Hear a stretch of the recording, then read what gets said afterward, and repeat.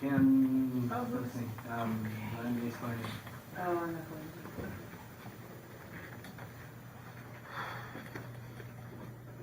Oh, yeah.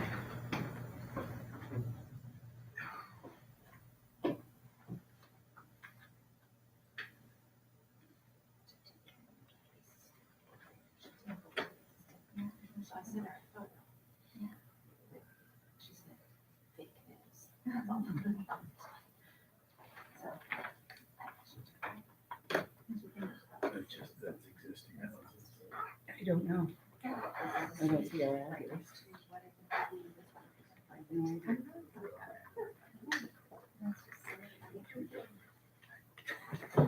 Oh, thank you. But it hasn't found it. In the center. It says the development that. We started out. Yeah, no, I understand that, but I'm looking. Don't worry, I'll talk for like 10 minutes.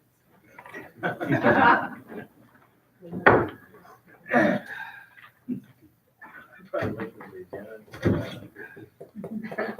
If they can't handle this one, who knows? Yeah, I see. Yeah, that's fast. No, about the same time right now. There's a 10 or 15-second lag.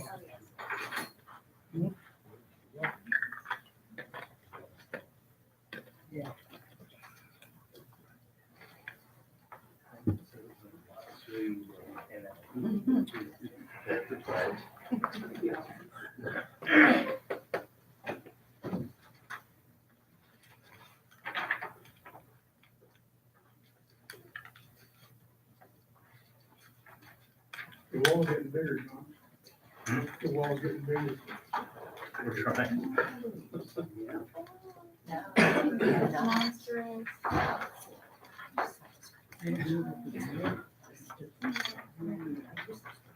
Steve, you got an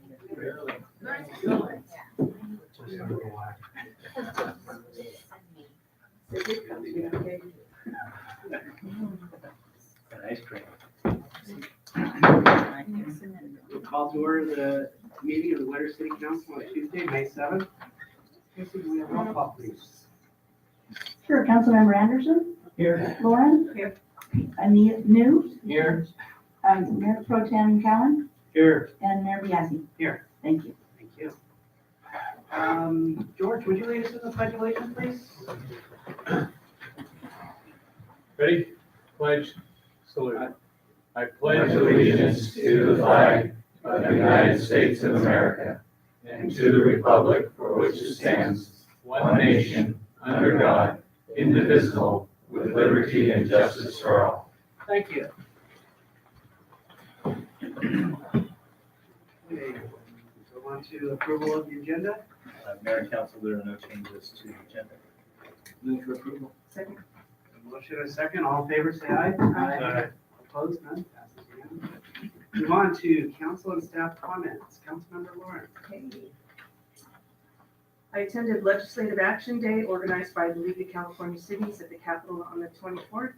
It included, this is April 24th, appointments with Senator Dodd, Assemblymember Cecilia Aguilar Curry, Senator Nielsen, and Assemblymember Kevin Kiley, followed by a press conference on SB 5 with Senator Beal and a presentation from Senator Wiener on his bill, SB 50. It's a housing bill. And I will spare you the details, but I brought him in case anybody wants to know. On Thursday, I represented winners at the League of California Cities board meeting and presented a non-voting item on the formation of a rural working group for the state of California. Although the item was well received, it was not without some concerns for some. And overall, it was received positively, and we hope to get it agendized for a vote in their July board meeting. On Friday, the 26th, I participated along with City Manager John Donlevy in the annual Dance of the Knives. It's a prep party for Rotary Pancake Breakfast. And on Saturday, the 26th, served breakfast along with my husband and sister in the morning before the Youth Day Parade. I was fortunate enough to ride in the Buffalo Water truck with my colleagues. after the Youth Day breakfast. On May 6th, I met with City Manager John Donlevy to review tonight's agenda. I also had a meeting with the Hispanic Advisory Committee, and we have begun our planning for Festival de la Comunidad on the, I believe it's, what's the last Saturday in September? I believe it's the 28th. And today, on May 7th, Councilmember Pierre New, retired Mayor Woody Friday, and myself, we met with the Elder Day Committee to organize interviews for Elder Day. Elder Day, please mark your calendar, is June 1st. It's at the Catholic Church, and we believe it'll be at 2 o'clock. And if you know anybody 90 or above, we're still looking for folks to include. Thank you. Councilmember Anderson. Thank you, Mayor. On Wednesday, April 17th.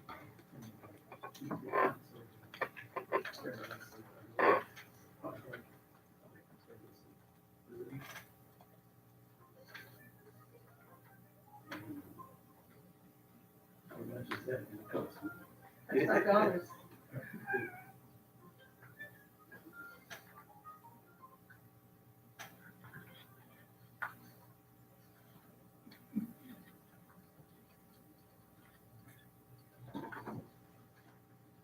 Pardon the interruption. Wednesday, April 24th, and the Youth Day Student Council luncheon. That will be at City Hall. Also, on the 24th, attended the Ed Talks in Woodburn at the Senior Center. And Friday and Saturday, April 26th, 27th, and various Youth Day activities. And Will was pleased to ride in the Buffalo fire truck, colleagues and the youth council. It's kind of a unique experience. And the whole group all in one vehicle. And that's all I got. Thank you. Councilmember New. On Wednesday, 4/17, I attended the Yolo County Housing meeting. On Thursday, the 18th, went to the SACOG meeting in Sacramento. On Monday, the 4th, I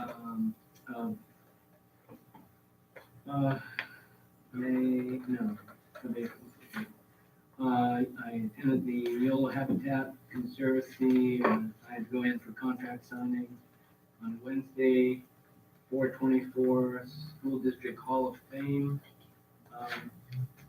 meeting in the evening to honor the 4 winners of that for this year. And then Saturday was Youth Day, and along with the rest of the council, I was in the fire truck and enjoyed the rest of the day with Youth Day.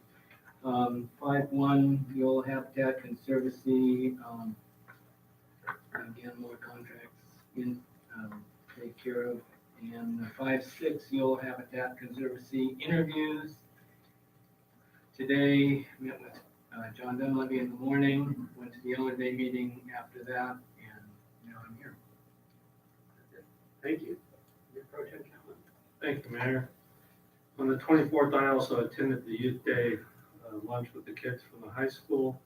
And then we had a Youth Day committee meeting following that. And then I also attended the YED Talks in Woodland with Councilmember Anderson and the city manager. And on the 25th, I also attended the Hall of Fame inductions at the school district. It's a really good group that they inducted this year. Some of the winners' finest, and they had some great stories. On the 26th, I attended the opening ceremonies for Youth Day.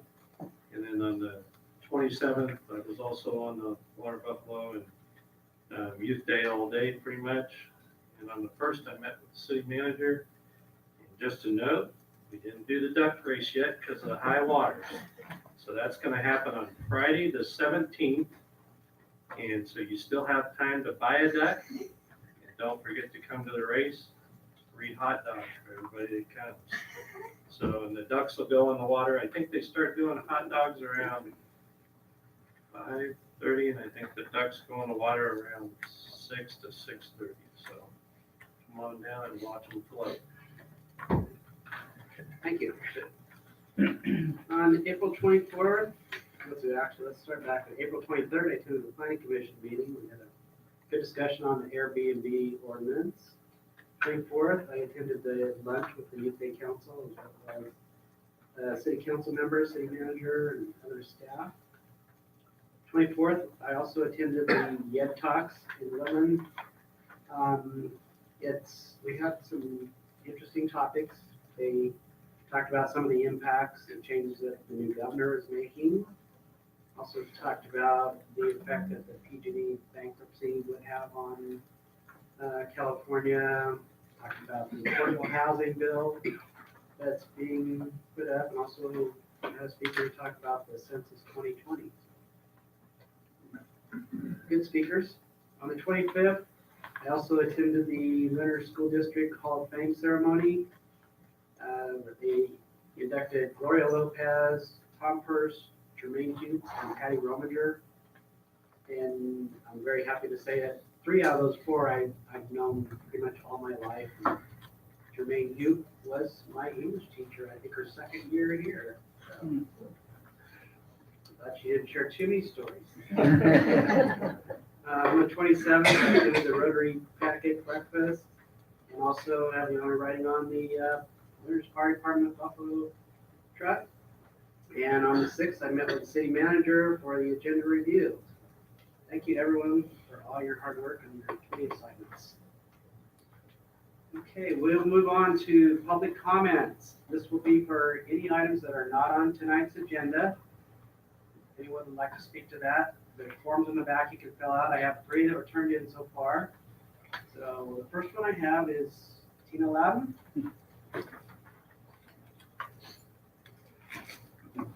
Tina Loudon, 320 Neiman Street. Hi, everybody. Council people. I'm looking at Jess. Members, I knew it. First of all, I have 3 items. I only put 2.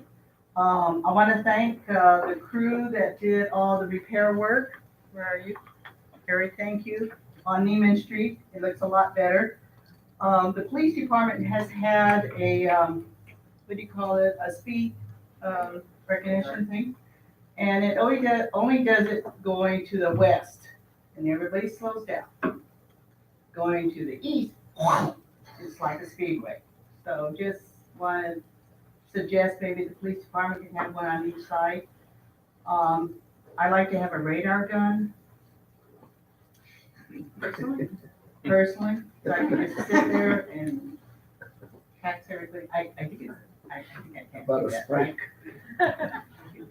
But I can't write a ticket, but they go fast, not only the cars, but the trucks, especially the double. Anyway, you've heard this before. Thank you all the hard work, Tracy, for the pool. It's 85% open all the time. And we thank you as far as the lap swimmers are concerned. And the thing that's not on the agenda there was received an envelope in my water bill for fireworks funds. Now, we gave money last year. What happened to that money? Question mark. And where's the fireworks? Question mark. That's it. Thank you. Okay, the next one I have is from Wally Pierce.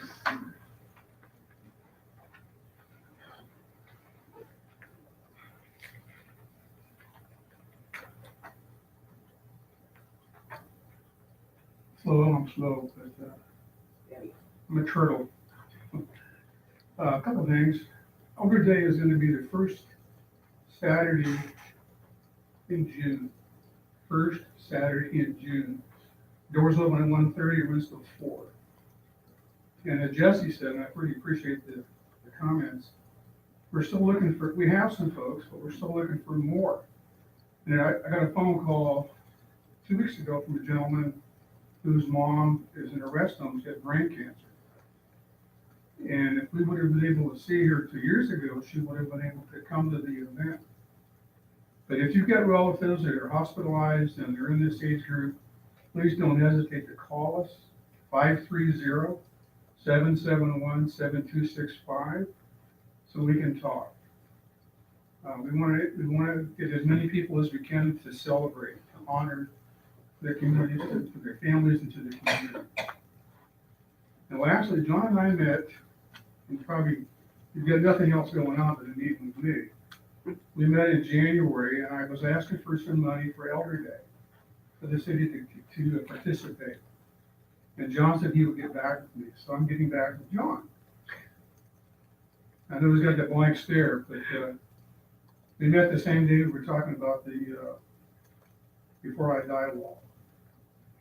So you were gonna get with Don Saylor, you got with Don Saylor, I've spoken to Don, so now I'm coming back kind of full circle, talking to you. So whatever the city would like to contribute to Elder Day, it's just gonna make it a better event for the honorees. So let me know. Thank you. Thank you. You have another comment?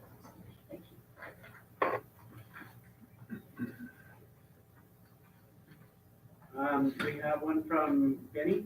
Benny Whipple.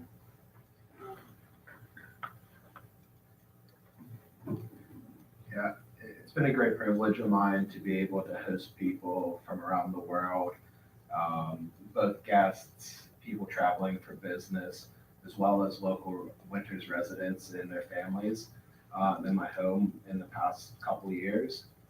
And, between the friendly people in Winters, the great restaurants, the proximity to Lake Berryessa, and what's not to love about the city.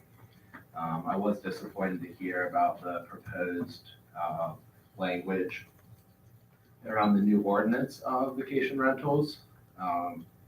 Instead of maintaining the public welfare as it is marketed to do, it appears to be trying to push short-term rentals out of Winters through financial burdens and complications around compliance.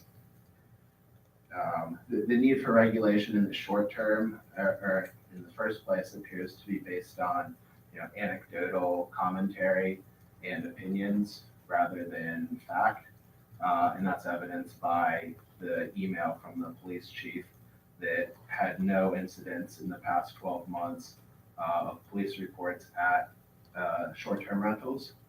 The two incidences that were referenced, I'm going to quote this so that I don't misquote it. They were at an apartment complex, but the possible corrected address is a short-term rental.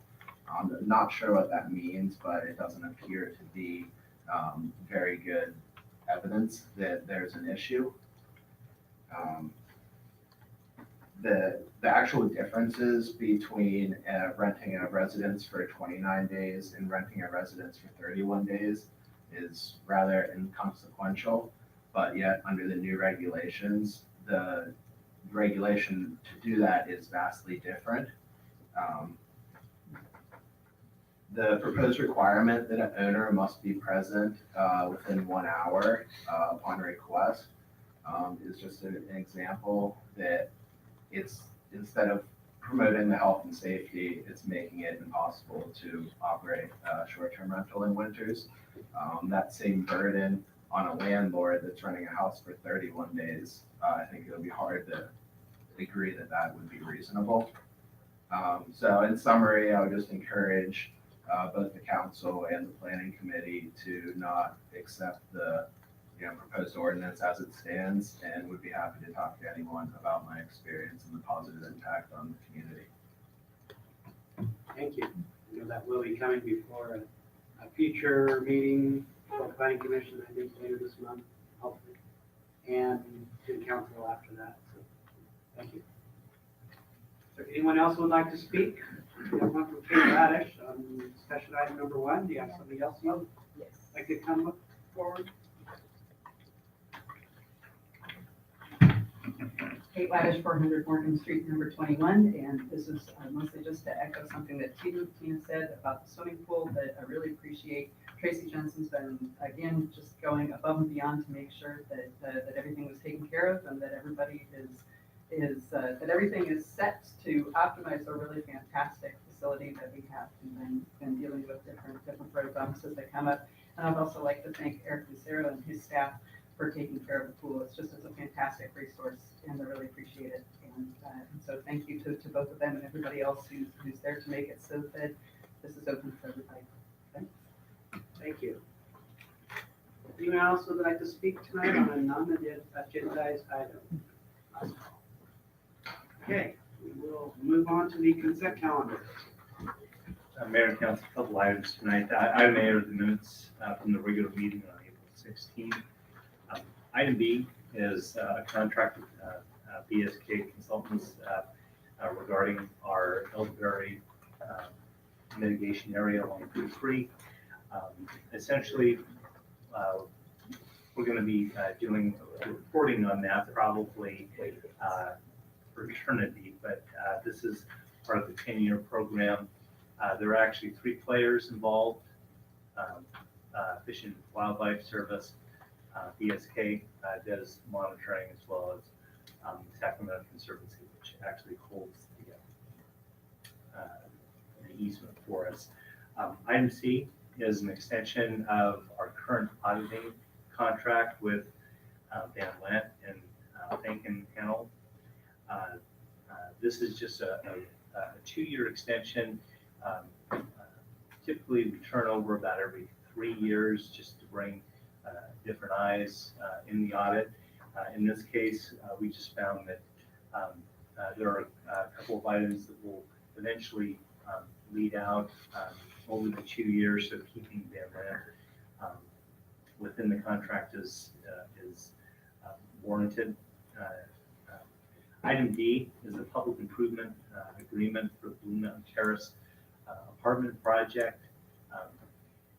In that, there are roadway improvements, there are water and sewer, there are storm drainage improvements, there are cooperative improvements that go in as part of the overall storm drainage. So this is the engineering agreement for that. Item E has to do with the Fairfield Inn. There are 2 modifications to the fee deferral agreement. One is actually naming Merchants Bank as in the agreement per their request. Second is obviously the hotel is under construction. It's not open. It's a 5-year deferral. Essentially what we're doing is we're kicking it out 1 year to allow them to construct and open. So we'll do that. So it's just a 1-year kick out on things. And then finally, item F is just authorization from the council to move forward with the bid for the paving project for East Expressway. And that's the consent calendar. Thank you. Yes, Councilmember Anderson. Okay, item F and which other one? The Fairfield Inn or the Blue Mountain Terrace? Fairfield Inn, so no, Fairfield Inn is out by the freeway. So just item F. So Councilmember Anderson will recuse himself for item F on the consent calendar due to proximity to property nearby. Move to approve consent calendar. Second. We have a motion and a second. All in favor? Aye. Aye. Opposed? No. Passed unanimous. And we'll move on to presentation. We have a proclamation recognizing May 2nd, 2019 as the big day of giving. We're going to be presenting this to Lacey Coleman. Lacey, are you here? There you are.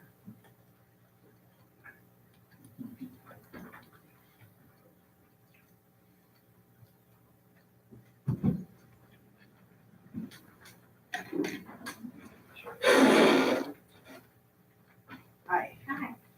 So, thank you, Tracy. This is a proclamation of the City Council of the City of Winters recognizing May 2nd, 2019 as the big day of giving in the City of Winters. Whereas the Sacramento Region Community Foundation, a trusted resource for contributing to local and regional organizations, will host we did host the 7th annual Giving Day on May 2nd, 2019 in partnership with the Yola Community Foundation, local and regional businesses and community leaders throughout a 4-county Sacramento region to encourage charitable giving. And whereas over the past 6 years, more than 36,000 people in our region donated on the Big Day of Giving, raising over 30 million. Wow. That's impressive. That local nonprofits have used to improve the quality of life of our region. And whereas this year, over 600 nonprofits will participate in the Big Day of Giving, 6 of which are located in and serving the residents of the city of Winters, including Winters Education Foundation, Center for Land-Based Learning, Winters Theater Company, Winters Friends of the Library, Winters Farm to School Program, and the Pewter Creek Council. And whereas the Big Day of Giving is an opportunity for the city of Winters residents to show their community pride through supporting the good work of our local nonprofits, and philanthropic investment helps hardworking nonprofits make an impact on the causes that affect us all, and provides donors with a sense of ownership and pride in their community.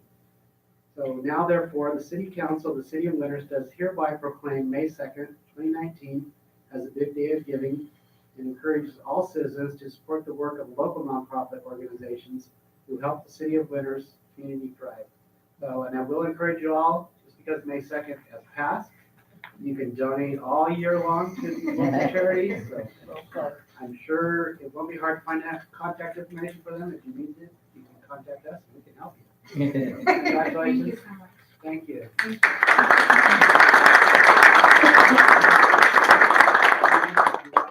would just like to give members of the city council an update on Big Day of Giving since it was last Thursday. We had a number of local organizations participate, and collectively they raised $100,000 in one day.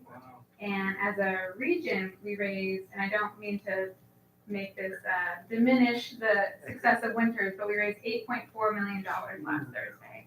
So now next year we'll have the proclamation say nearly $40 million we've raised through Big Day of Giving. So thank you all so much, and thank you to the donors who gave. Thank you. Thank you. And next year is May 7th, 2020. May 7th.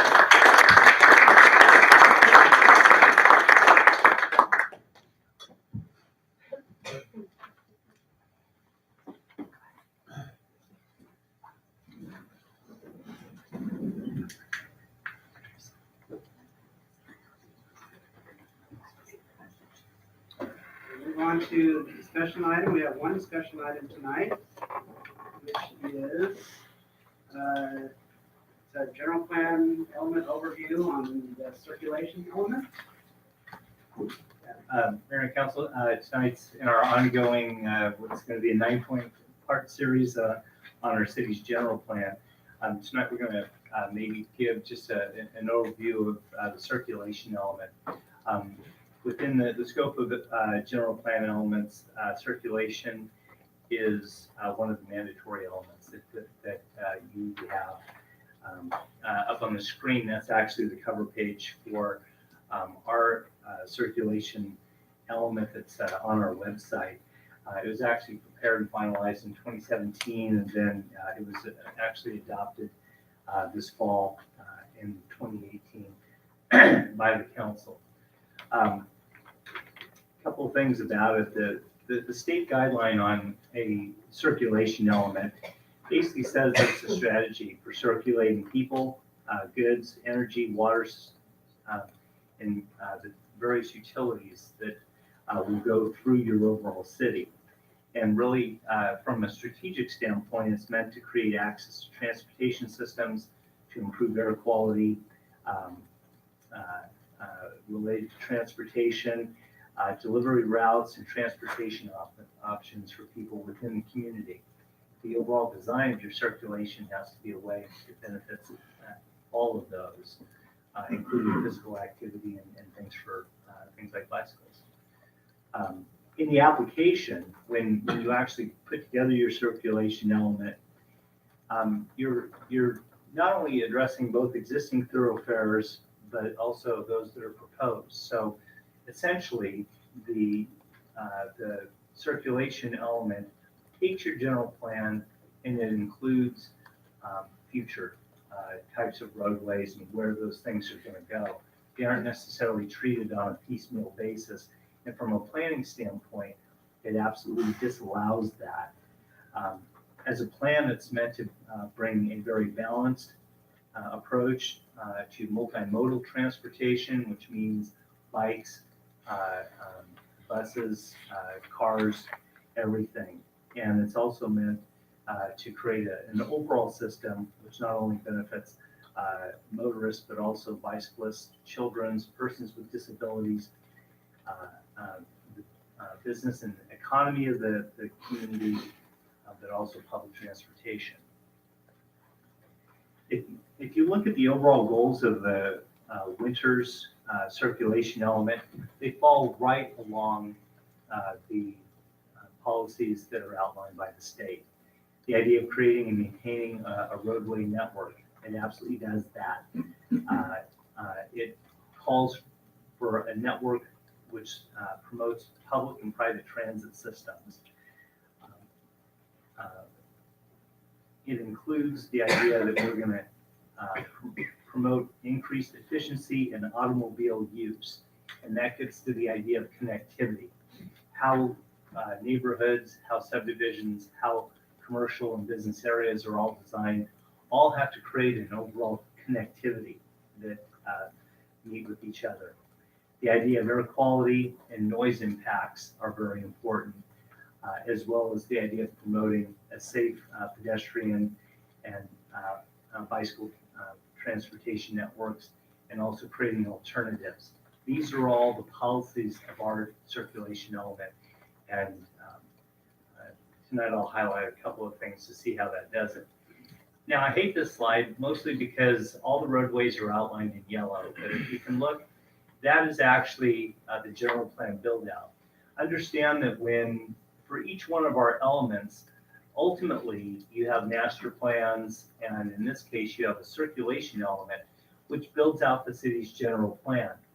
And the overall plan in the case of circulation, realize that it's meant to take stress off of any one particular element or one particular segment. And within the circulation element, what happens is that as you build out the overall system, you're going to meet the goals that are in there. Where certain goals are not being met, it may be because certain elements are not constructed yet. So that's where you kind of run into the problems. But up there, this slide shows you in red are the main arterials of the city, which for us are both Grant Avenue or State Route 128, and also Railroad Avenue. Those are straight out of our circulation element. If you look at this is actually the traffic volume forecasting based on the entire build out of the city. As you look at the thicker lines, those are where obviously there's more traffic. Thinner lines are where there's less traffic. And if you look at how things are built out, obviously Grant Avenue carries the greatest demand, but also railroad service is a factor. I'm going to highlight a couple of things that are in a couple of the key planning documents. One of the things I've tried to emphasize is that the general plan is a very dynamic document. You've got the policy document, and in this case, you have the main circulation element and plan that's in there. But from that one document, it basically explodes into a whole variety of different documents. And tonight, I'd like to highlight basically three of those. First is the Grant Avenue Complete Streets Concept Plan. We were one of the first communities in the entire Sacramento region to go to this. This is a plan where we worked cooperatively with Caltrans. We had extensive public workshops and outreach that happened for that. It's kind of fun to look at this plan. This was completed back in 2010, and I hate to tell everybody, a lot of people looked a lot younger and handsomer in the various pictures that are in the plan. In this, and I'll kind of highlight over there, the one thing that we did is looking at the plan is that we set it up so that it does two things. Number one, it's consistent with the city's circulation element. But if you look at the name of the plan, it's the Grant Avenue, State Route 128, Russell Boulevard. The 505 overcrossing and Russell Boulevard are not in our circulation element. The one thing that we did was when we put together the overall plan, we actually went outside the city's limit, our planning area, and our overall circulation element to try and cover everything. This is the segment that goes for us, and it actually, it goes from essentially the off-ramp, which is the northbound off-ramp and the southbound on-ramp, all the way to Railroad is where it goes to. And I'll talk about that. One of the things that this does, and again, it's as you go through the many layers of how planning is done, it establishes main cross sections for how our roadway system will work. This is straight out of the Complete Streets plan, and it includes, and I'll talk about it when I point at a couple of things in a minute, but that's what a 4-lane cross section looks like. If you go from right to left, as you're looking, it includes a Class 1 bike pedestrian way. It includes the landscape planting area. This is along Grant Avenue, so it's mostly bioswales that are planned for it.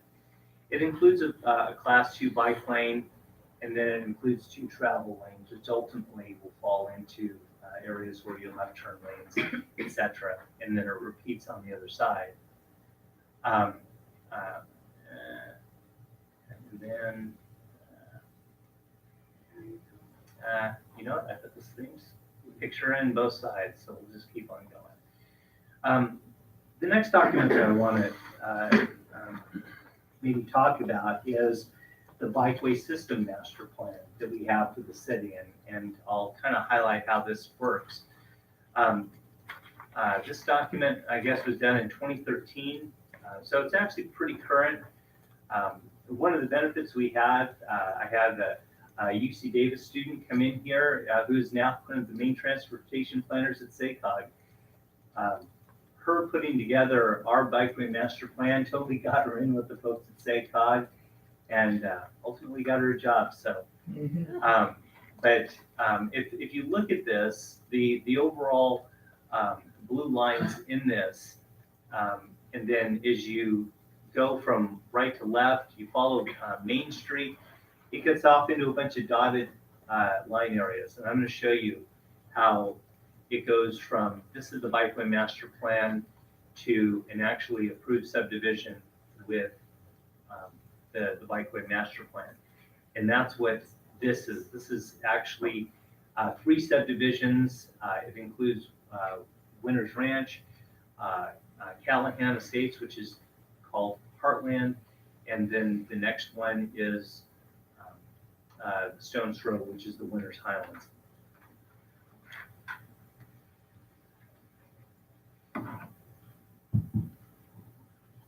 Okay, so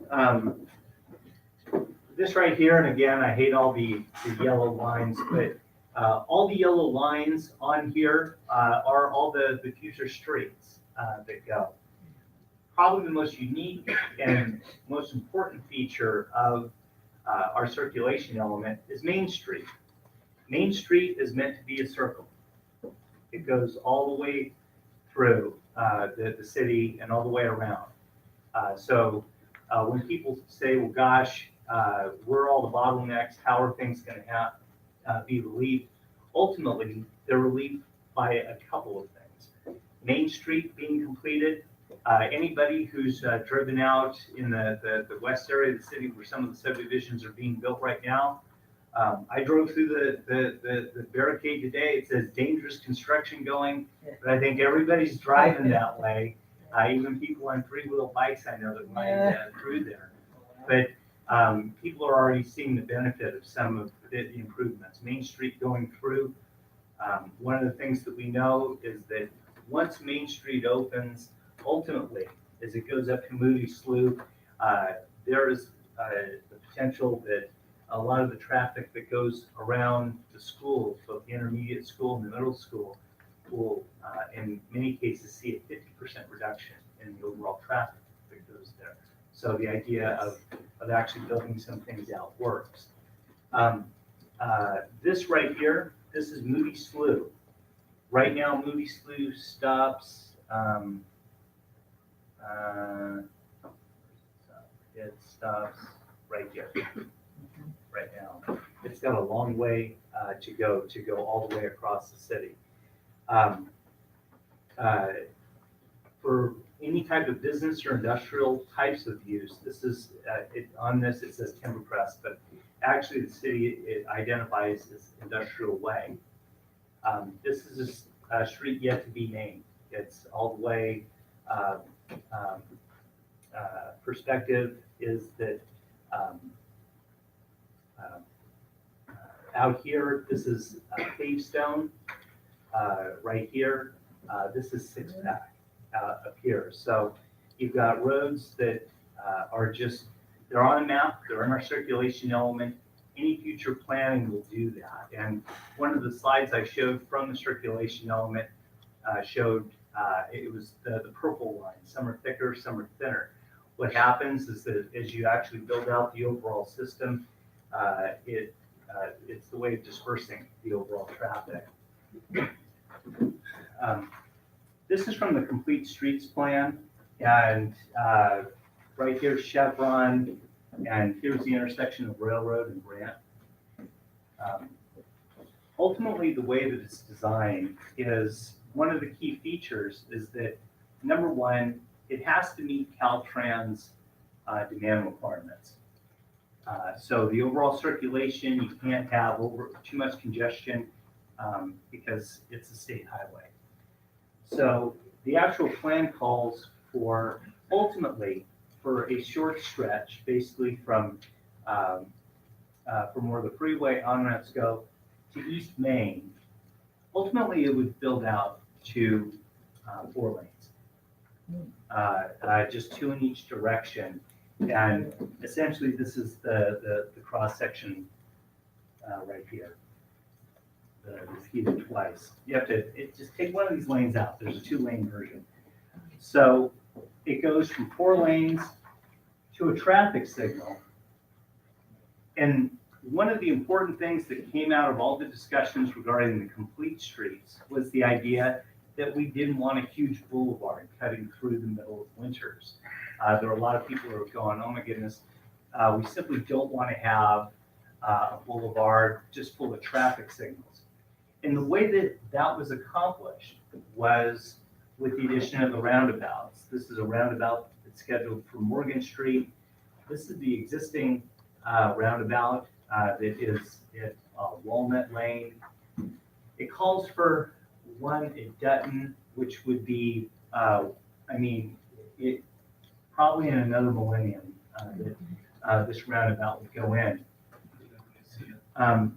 The reason why the roundabouts were chosen was because of capacity. A roundabout is better on the overall capacity. So the ability to keep it 2 lanes going through the main part of downtown or of the town is based on the roundabouts because it keeps traffic going. One of the key factors that Caltrans looks at or anything is congestion management and the idea of cars that stop and are idling at a traffic signal. The reason why the traffic signal exists at East Main Street is because that becomes a metering system. So the traffic signal will do that. In our overall circulation element, it actually, this is Main Street here, and Main Street actually serves as the main disbursement for overall traffic within the city. I mentioned the overall cross sections for things, and I guess this is the 2-lane version. This is the 2-lane section that goes through for 4 lanes, 2 in each direction, 2 lane, 1 in each direction. This is the cross section, and throughout the rest of the community, as I've described, it explodes into all sorts of other documents. And in this case, this cross section is what we are using on the balance of all the streets that go throughout the city. Take the median out, it's 2 lanes. We include bike lanes that go into it, and we also, on many of the main streets, the cross-section for Main Street includes Class 1 bike pedestrian ways, Class 2 bike lanes that go in, and one of the things that we adopted as part of the overall planning is keeping the streets a little bit smaller, which does 2 things. Number one, it provides traffic calming. If you see in the new subdivision, a lot of the intersections are bulked out. If you go on the Main Street section, it's bulked out, you choke it down, and it does slow down traffic quite a bit. The idea of being very bike and pedestrian friendly is absolutely critical.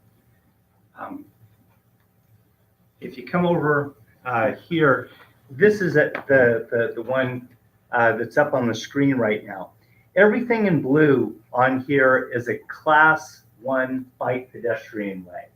It's the idea of getting bikes and pedestrians off. You know, if you're riding your $10,000 titanium bike, no, you're not going to ride on that. But if you're a kid riding to school or something like that, this actually works pretty well. In the subdivision, we have absolutely incorporated the idea that the vast majority of the bike and pedestrian ways are type 1. The design of the streetway is also this. If you come up here, the one thing about this entire way going up Main Street is there are no driveways. The idea of reducing conflicts for bikes, pedestrians, and cars are all built into that. So as the bike master plan talks about some of our goals, they're then incorporated into the overall subdivision plans and specifications that we provide to everybody.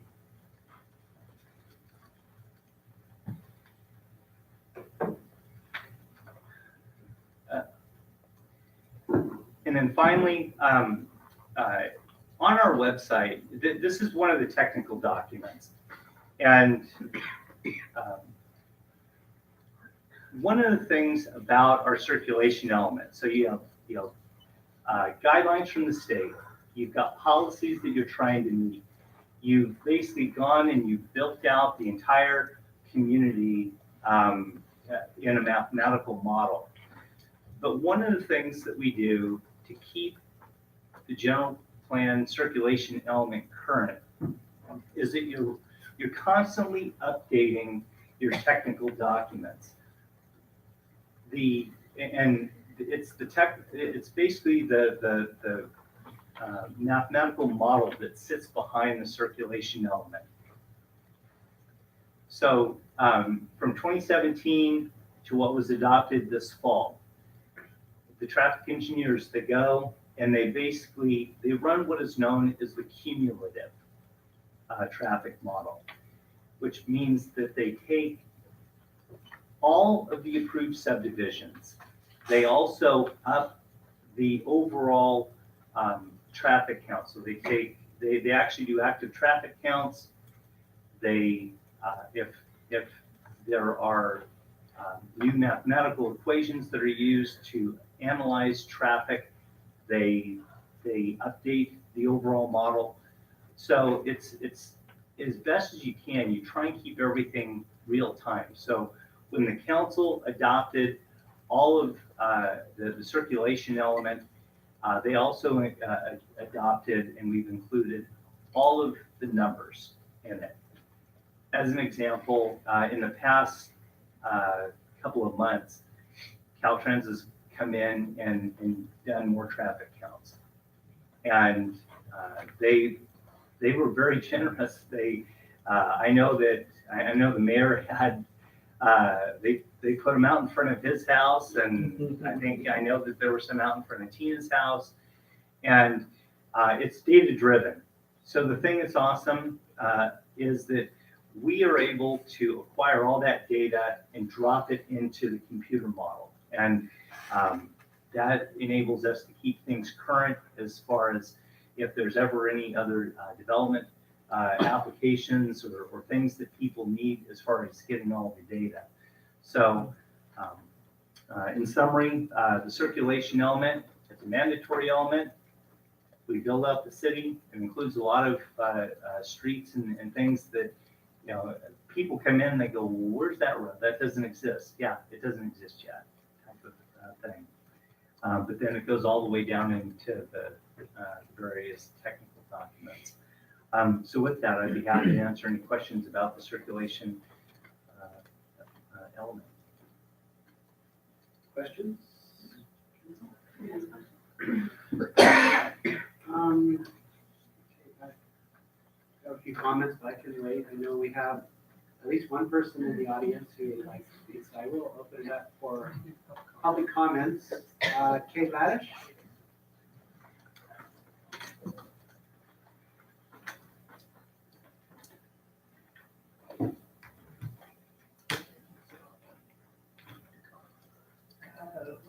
I know. I'm sorry.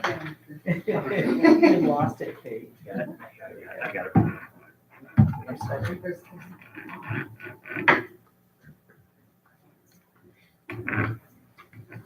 Kate Laddish, 400 Morgan Street, number 21. And first of all, I'll start off by saying that I was enthusiastic about avoiding a thicket of traffic lights during the Complete Streets process in 2010, and that enthusiasm remains. And I am particularly enthusiastic about the anticipated roundabout at Morgan Street. That'll be particularly helpful to, because there are so many apartment buildings there, and whether it's seniors or people with disabilities or all the families that live there, there's a high concentration of people right there. And then there's our one grocery store right enticingly close on the other side of Grant Avenue. And so as we've seen with the roundabout by the credit union being able to having a roundabout increases the likelihood people can get across without being like a game of Frogger. So I'm looking forward to that. And then but also the California climate assessment, California's fourth climate assessment that was released in August of 2018 has tools that are really applicable to this as we think about this as we move forward. This, I'm sorry, being the circulation element. So speaking more generally about the general plan is that I'm concerned that the city of Winters is moving toward contemplating annexation of hundreds of acres in the north area related to an anticipated development proposal by Bellevue North. And this is while we're operating under an outdated general plan, before having a proposed general plan refresh, and before we figure out what the public input process of that general plan refresh would be, and before any discussion about phasing of development. So as I've said, and as we know, Winters general plan is from 1992. According to 2017 data from the State Clearinghouse, nearly 300 cities and counties in California listed more recent comprehensive general plan updates, and only 18 of the reporting jurisdictions listed comprehensive general plan updates older than ours. And according to that report, City of Winters anticipated doing a comprehensive general plan update in 2018. Based on the background report of the 1992 general plan, the 1989 to 1992 revision was triggered by concern about, quote, dramatic growth in 1986 to 1988, and again, quote, by submission in 1988 of a specific plan application for 886 acres of land in the north part of Winters. Council at that point decided that the North Area Specific Plan and, quote, its potential implications for the city warranted a comprehensive review of the general plan. Council at that point passed a moratorium and began a comprehensive update with substantial public input. I believe there were 18 public input meetings. The horizon year at that point was set for 2010. So in 2009, Council passed resolution number 2009-45, extending the general plan's original horizon year from 2010 to 2018 and adopting the 2008 to 2013 housing element update. And although Winters has some newer master plans, including the circulation master plan, that doesn't make up for the deficit of having a much more antique general plan. And the central problem with that is that the 1992 general plan was written in a different climate reality, which is directly, again, applicable to circulation. So this, it just doesn't reflect the more recent OPR direction on climate and environmental issues and our understanding of best management practices related to climate and urban development and planning, or for California's, again, fourth climate change assessment, that our area's climate will become increasingly harsh and inhospitable. And so I'm concerned that we will lose our opportunity to do this right as we look forward, and that we will lose our opportunity for smart, appropriate, and phased growth in the north area if we accept a specific plan and pursue annexation for a massive development before we have this robust and transparent general plan update. So the right growth can play to and build on our strengths, but the wrong type or pace of development can weaken Winters' social and cultural identity and coherence, and development that does not reflect the climate reality or allow for adaptive management of climate-related best management practices could become an economic millstone around our neck. So the city manager has said that a refresh of our 1992 general plan will happen, potentially starting this summer. And then the most recent city manager update indicated that it would be a 2019 to 2020 fiscal year project. But it's not yet quite clear what a general plan refresh will entail, because it's not the term city that is available at OPR. So I respectfully request that the city council direct the city manager to supply a written description of the purpose, scope, process, timing, and goals of the general plan refresh, so that the city council can have this for the next meeting. And that way there can be discussion about what exactly the refresh will be and what the process will be, so that way we can all can participate in the discussion of this process as we move forward. Thank you very much for continuing the discussion, and thank you for the presentation about the circulation limit. Thank you, Kate. Is there anyone else from the public that would like to speak? Seeing none, I will put it up for a discussion from the council. Any comments? Questions? So at our April 26th meeting, Carol Sienna presented the climate environmental services manager, Carol Sienna, presented the YOLO resiliency planning group document and information. And we had a discussion at that meeting about having a climate advisory group. And I would like to have a climate advisory group that's open to the public, that has an application process and agendized meetings and gets input from the public, so that as we move forward with whatever we're going to look at, we have a robust discussion like we have had in the past about the updated climate information, and let that help us make decisions for our future regarding transportation, regarding housing, and regarding growth.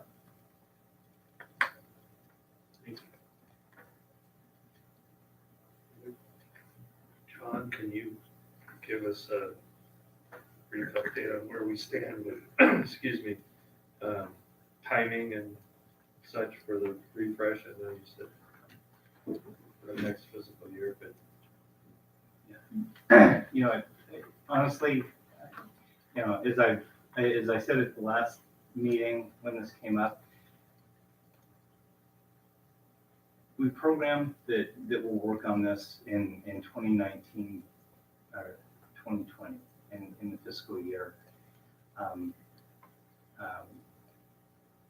We still need to get some things into SACOG. As far as the grant, we have about $100,000 grant on this thing. It is simply just giving some time to work on this thing. We have a lot on our plate, that we're implementing many projects. The council knows, we are operating at minimal staff level right now. And I get that there are folks that want to kind of push this, but we are getting to a point where some projects end and then some projects begin. So, probably the best timing on this will be bringing something forward probably towards the end of the summer, as far as when we can do things. Understand that a lot of this is also predicated on when SACOG starts moving on things like the regional housing needs allocation. That's going to start develop. That will give us an idea of what the format, how certain things are happening. Because at the same time, we're also going to be kicking in to our housing element. It doesn't make any sense to move forward on some things without having the formats for the way that other things are going to do, because you'll just end up redoing them all over. And so I will tell you that the planning priority from staff at this point, and we spend a lot of time on this, is getting ready for the regional housing needs allocation. It's the major issue. And then from there, the idea of the general plan refresh, looking at climate issues, all those types of things will just kind of fold in.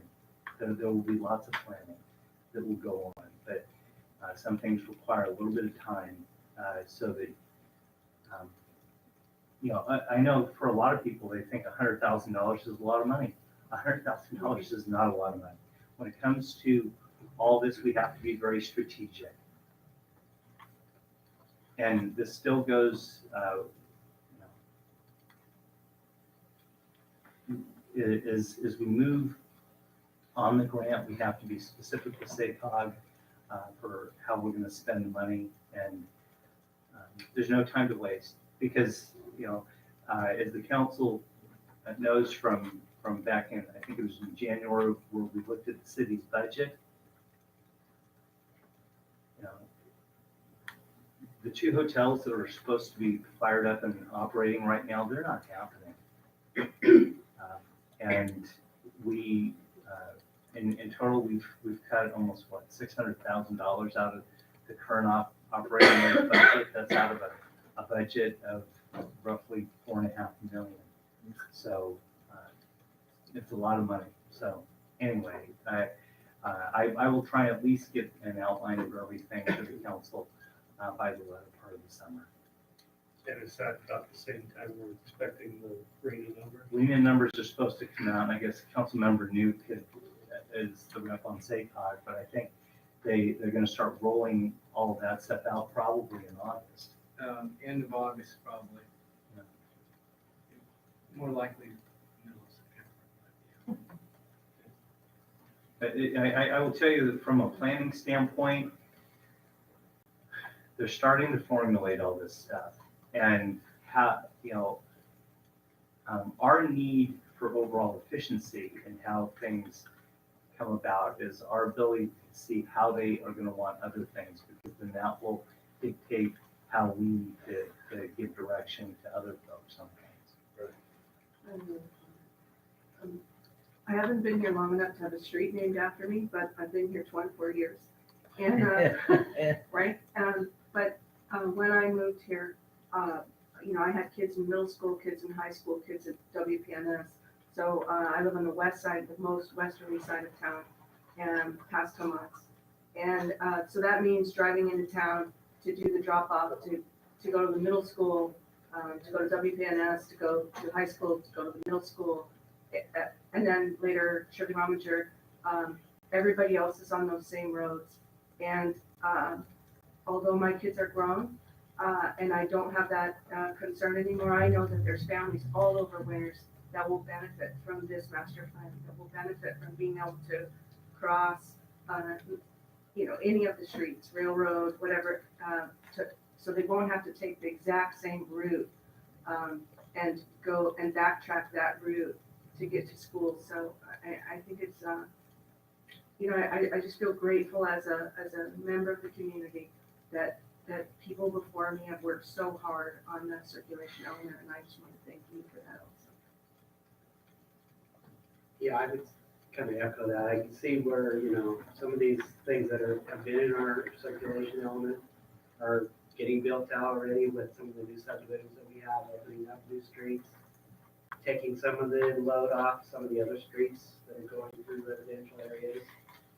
I think when we get the Olive Grove subdivision built and that street goes through, that will, Apricot will go all the way through. That will take some of that road off of Hemingway, and that's the same that's gonna happen with all the new streets that are planned. As we grow, it will kind of spread things out. There'll be more people, but there'll also be a lot more area, more streets to, different ways people can go to avoid the more congested areas. And I know, I was part of the Complete Streets plan back in 2010. Several other people, I know Liv was there, and Kate was there, not sure who else, but I know we had a lot of good public workshops, got input from people. That was where I would first, learn most about the roundabouts. Roundabouts were not something very common, especially in winters, and I was adamantly against them at that time. And I heard, all the studies that have been done explaining, how they work and how they reduce traffic accidents and make it safer for people. And we've got one. I think people are starting to get used to it. Our plan calls for more along there, so hopefully people have learned how to drive around the one we have so far. There's been a few people who haven't made it all the way around and hit light posts, but I think a lot of good things came out of that workshop, and if we have anything like that in the future, I don't know if there's any planning grants or anything to do some kind of update on Complete Streets update to cover more areas, things like that, but there was really a lot of good information if anybody knows what to do that.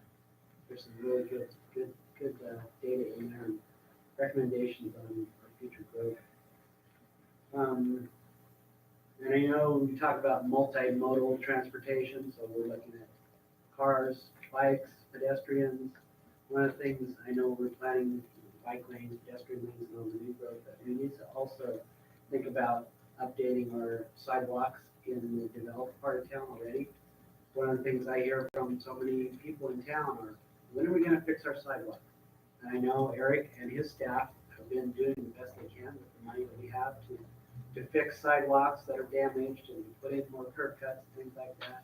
If we want to get people out of their cars and walking and biking more, we need to put some more money into that if we can find some to improve our sidewalks. And I know the general plan, we talked about it being 1992, we also know we're still paying on that general plan. We owe, how much do we still owe? 400,000 on the general plan still.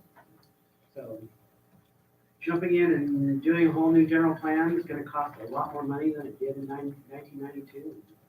I'd like to see us get one paid off before we start again. We'll see what the future holds.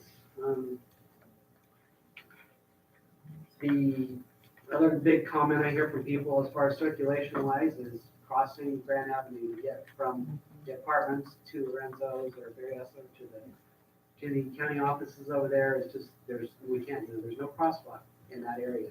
I know in the future, when we put a roundabout in that area, there will be crosswalks at Morgan, but that's something that isn't gonna happen until we get some development, and I don't think Caltrans will let us go in and put a crosswalk there. It has to be basically a controlled intersection. Much as I agree with everybody, I see people running across that road and trying to get across and not get hit. That's definitely something that we need to do something about, but that's gonna take time. Just on that point, there are two factors. First, you touched on it. The idea of a controlled intersection as far as a crosswalk goes. In the Walnut Lane roundabout, there are crosswalks in there. They consider that to be a controlled intersection.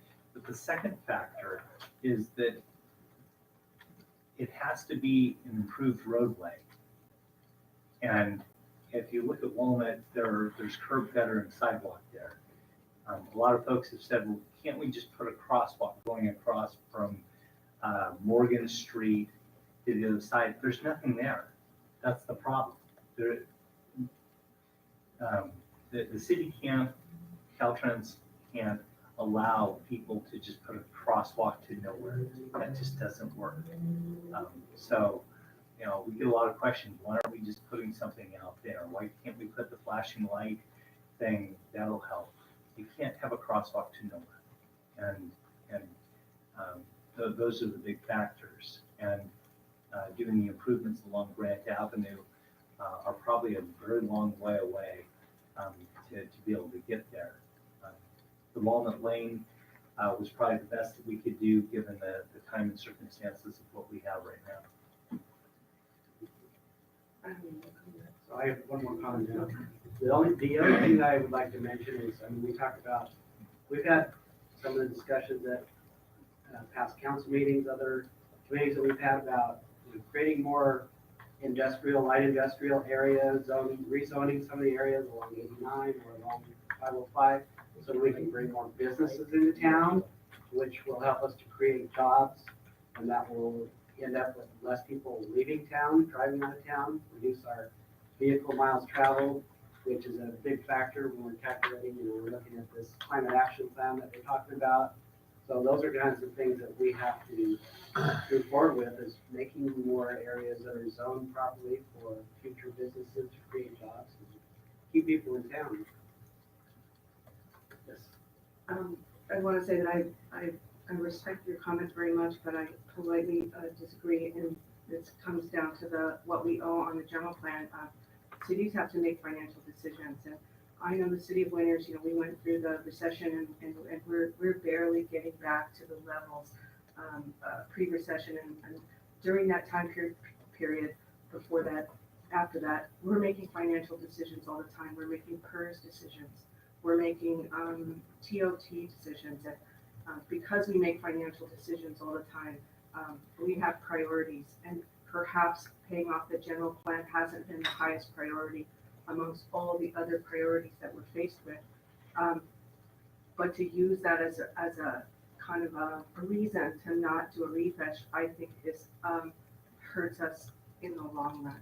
I think that it's just, we have this beautiful jewel of a city, and let's keep it that way, and let's make sure that our policies are updated and that our decisions are based on updated policies.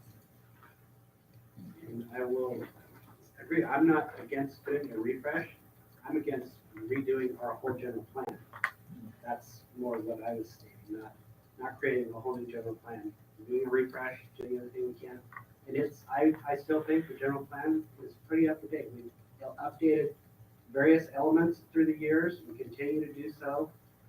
Creating a whole new general plan is something that, would be a future discussion potentially for the council to have. But see how everybody feels on it, but yeah, a refresh, absolutely. And we have some money already to start looking into that. Something that I think I've been woefully unsuccessful in being articulating is the fact that the general plan is a dynamic document. It has many aspects and elements to it. And the vast majority of the general plan is not from 1992. It's from 2006 and 2008 and 2012, and they are master plans, sewer master plans. This council in the past 3 or 4 years has readopted various aspects of it. A general plan doesn't go away. You just don't erase it at any one point. The idea of the sunset, the 2010 was when the economic forecast said that the city would be built out over 18 years. The city was going to be built out. All the things, all the controversy that we have right now would have gone away because that's what the economics of the general plan said. But the reality is that so many of these documents, and one of the things that maybe I'll look at our city's website, but I would love for people to look at the overview that I put together, because in it tags every single document. It has when all of these things were updated. Most of these documents are less than 10 years old. that's a big deal. In city planning terms, 10 years is not a long time. And as I've described into the circulation element tonight, it's constantly being recalculated. That's the job of the city engineer, and making sure that everything is working. We run utilities, we run water, wastewater, and all those things. All that data comes in. So one of the things I would encourage people to do is to look at the overall policies of the city's general plan. And we've listed all of those in there. You can actually click and go right to the general plan policy document. And so much of what we do is constantly updated. I can tell you in 1992, they never fathomed the complete streets plan. And all those things. So I'm genuinely trying to do a better job of trying to get the information there. But my goodness, I would encourage people to look at the overview, because you can go in there and there's a table that shows you exactly when the documents have been updated. And you can hot link and go right to that document, because at the end of the day, the general plan does not end. It keeps on going. And, for us, it's been a lack of building and development that's happened. So it really hasn't, if we talk about paying off the general plan, for the general plan to be paid off back in 08 or whenever we were looking at things, we were talking about 400 or 500 units, which I know a lot of people think that there are a lot of units, but at the end of the day, it's not a lot as far as it worked out. So anyway, I'll for the general plan stuff, I'll try and come up with a way of putting some neon lights on it. Councilmember Newt. I've been really trying not to say anything. But I will agree with John that all the updates that we've done on the old general plan are very good, and I've read all the extensions and all the links, and it's not bad. I mean, it's pretty good. I think that we've made great improvement. I believe that we have to work on zoning, and we have to work on land use, those kinds of things, but in general, I think we're in pretty good shape. I think that if I never hear about the old general plan not having been paid off again, that would be, even then it would be too soon, because we've heard it too many times. Let's forget about the old general plan and whether it's paid for or not. What difference does it make? It's not going to go away. The money's gone. And so forget that we didn't pay up. Let's deal with what we have now and move on and take care of the parts that we need to take care of. And then I think that we'll be in great shape. And I do thank John for the work that you've done and updating the parts that are there. And it was a lot of work, and I'm sure that you put in a lot of time on it, and some of the council members put time in it, and the staff certainly has. So we've got a lot of things to worry about, and I don't want to worry about paying the bill that nobody's waiting to collect that money. We're paying ourselves. We're paying it off to ourselves. So forget it. We pay money to ourselves. We only talk about it. So no more. Okay? Right on hold of that over here. Shelley's squirming because from an accounting standpoint, you actually have to do that. I absolutely. Councilmember Anderson.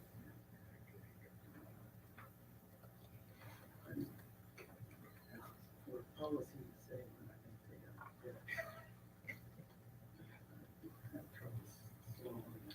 Yeah.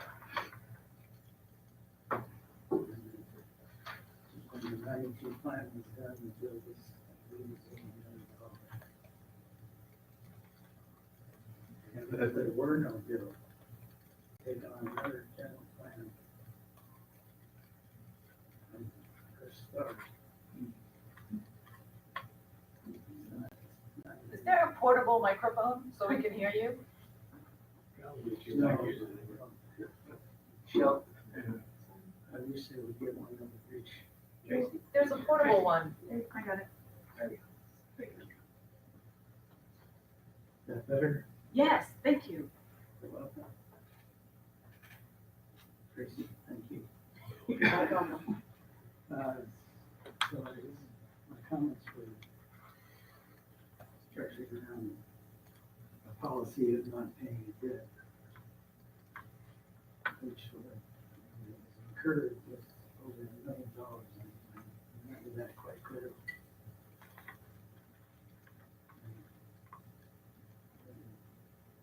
The recession hit, it really threw this plan out of water on the time. Really, it was to say that can't happen again.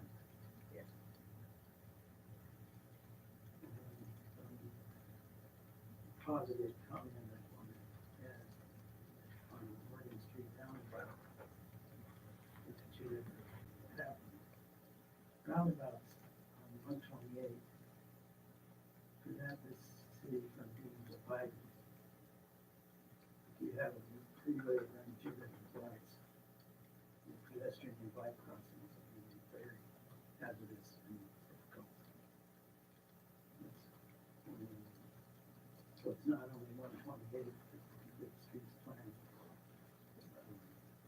Force it's called, the crossing 128. Providing fitting is very important as well. And I believe I agree with Kate Gladish on that particular point.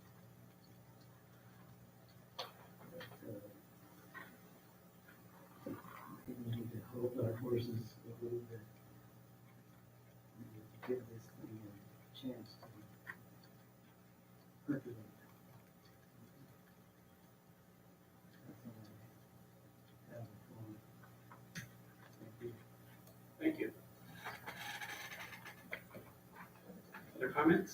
I'll just respond. I understand what you're saying, and I was probably too simplistic, but, the money is all, I mean, we're moving money from one pot to the other, basically to pay that off. We're bringing money into our budget to pay something off that nobody's, I don't believe anybody's asking us to pay other than ourselves. And I may be wrong, but I mean, do we owe money to another outside agency for that? No, the way that it works is that the city established a debt, and the reason for that is that in order for us to collect funds, is part of an impact fee, for people that are developing, we set up an overall accounting structure for that. Because one of the decisions that they made back in 1989 was they said, well, no, we aren't going to make development pay for this, or any property owners or folks. They said, well, the city's going to front all the money, and then it'll keep paid back after development. And that was the decision that was made. And so in order for us to be able to charge folks, we established an overall structure of the debt, which was about, I think it was either 1.2 or 1.4 million dollars was the total amount.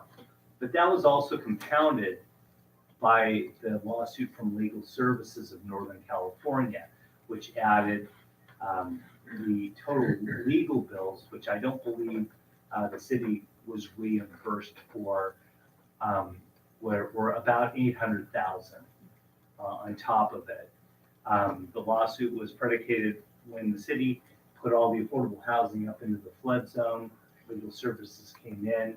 We have the Michelle V. Winters decision. We have the housing, the inclusionary housing ordinance in the city, and another day on that. But, so anyway,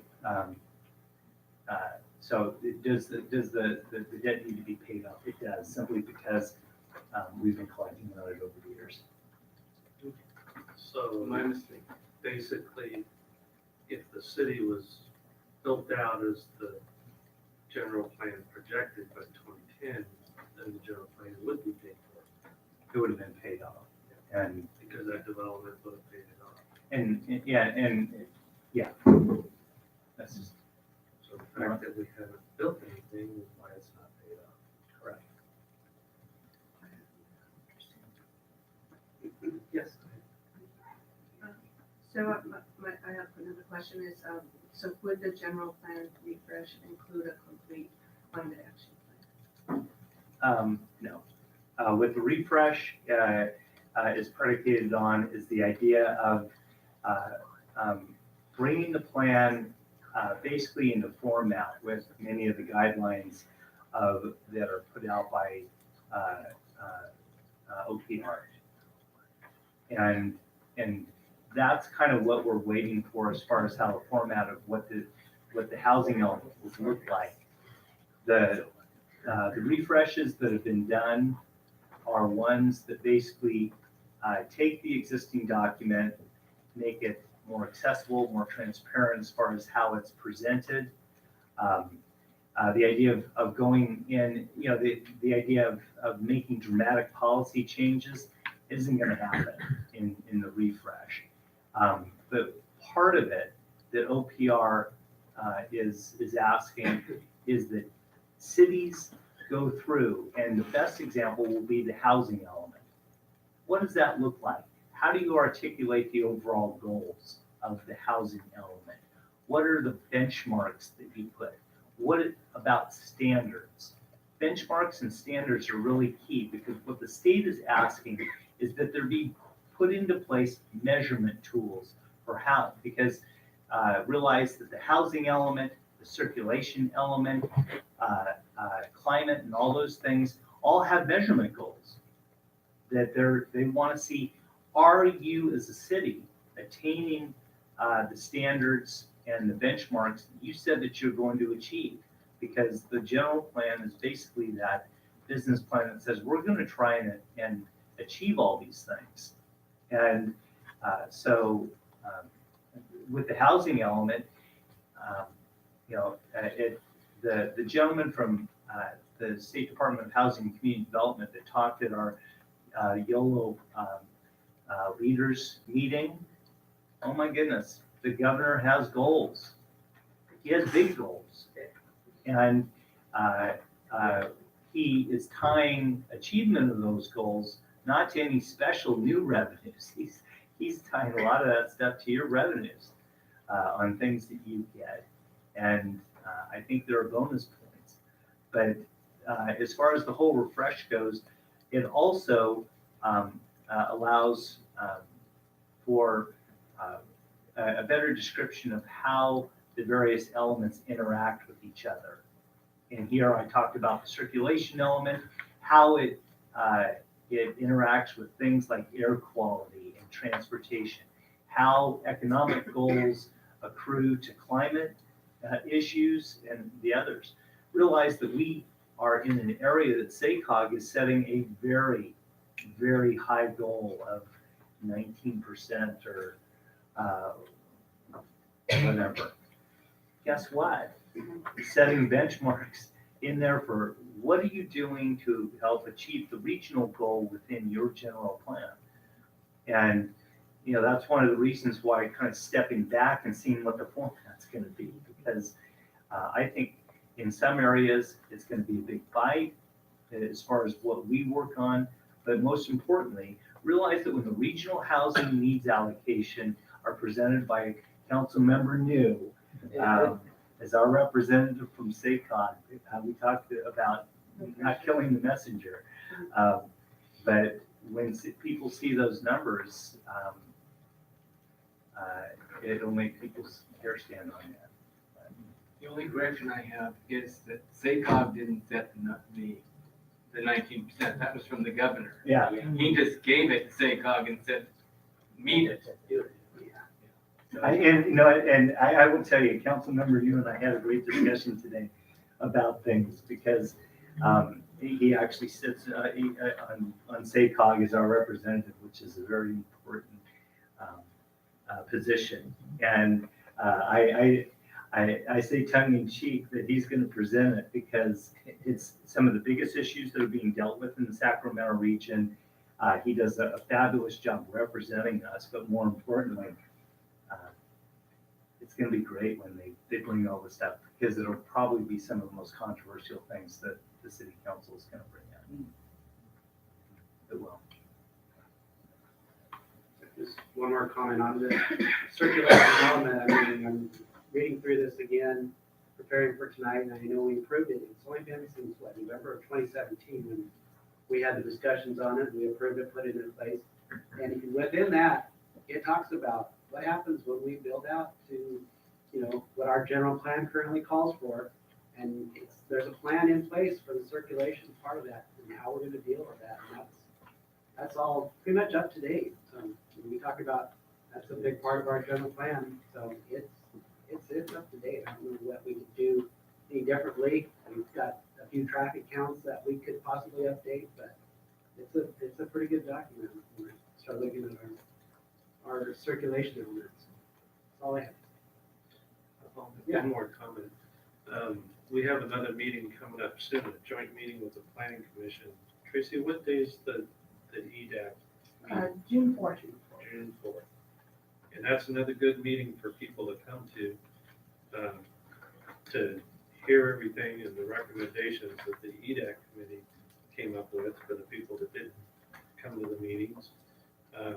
Because a couple of things that the mayor mentioned, Pierre mentioned, John mentioned about adjustments to some of the zoning for more industrial commercial uses and things that go on at Railroad Avenue. Those were all hot topics at the EDAC, and they're all included in the recommendations about making some of those adjustments and stuff. So I think that's an important piece to this pie because it all ties together. And I think some of those zoning adjustments are greatly needed. Okay, no other comments? We'll move on to the city manager. Just two quick items. One is just letting the council know, last week I talked with the general manager from Valley Clean Energy. One of the things that I've asked him to do, we told him that after July, we would start talking with them about the evaluation on the city for participation in that. No decisions, no agreements on anything. What he is going to do is put together basically an outline of some things. The process inevitably involves quite a bit of community outreach, a lot of business outreach on various things. There's an entire analysis that needs to be done. So, he and I talked for 10 minutes on the phone, and I told him to help me out a little bit and send basically a syllabus of what was done in some of the other communities to see how that might affect us. And the one thing that the Mayor Pro Tem just brought up, we'll do a presentation on the Economic Development Advisory Committee report on June 4th. That'll be a 2-hour meeting before the city council meeting starting at 4 o'clock.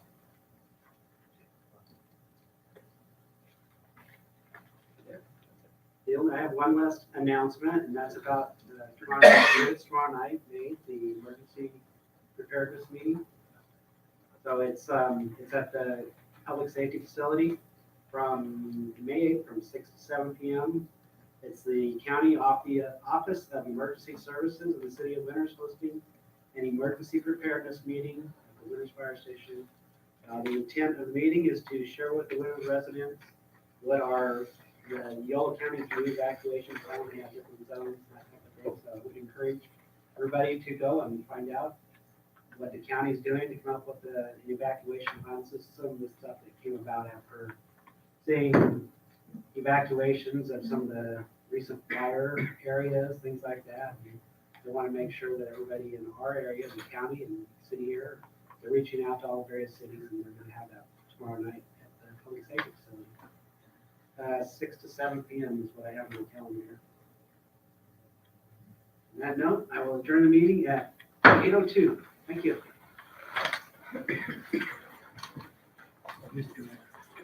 Yeah, I've never been a fan of this town. You like me even less today? No, we're fine. Oh, okay. Too easy. You just can't have a heavy sack. Yeah, right. Yeah, I hope so. You know, that's this morning. Yeah, right on top. I don't know what it is, but I have some sort of. They are. We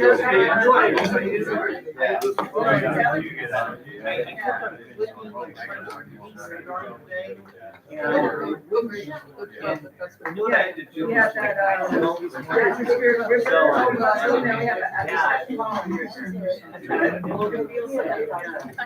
Good job. Come back to cover this, I huh? started on Monday, but I will be here for another month. Okay. Freelancing recovery. So. Well, congratulations on your job. Thank you. I had Oh, my God. to take time off a little bit early to come down here and do this. Yes. You live